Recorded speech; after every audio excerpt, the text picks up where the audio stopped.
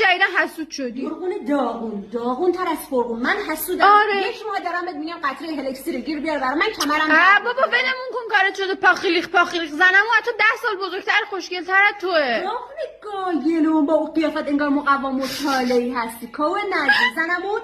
زنمود گوزاشو چکمخ کرده، کمرش ادمخ کرده، دوشاشو یک ادمخ کرده، بوتش هم که اکمخ کرده. اندازه یه بنز خرج خودش کرده، تازه شبیه ژیانه. بعد یه گاگول بی سوادی مثل تو میگه یعنی مو اشتشم کرده.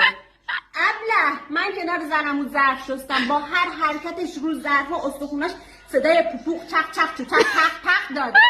خودم 10 بار از این قطره خریدم برای زانو دردش. خود تو که برای اون خرید برای خودت هم می‌خریدی. خواستم تو بخری ببینم یه فینگلی یه جینگلی معرفت داری بخری. شلنگ دستشویی معرفت. خب بگو همون شلنگ دستشویی برات بخری. تازه تو بجز کمر دست شپش هم داری. برو درمون بزن.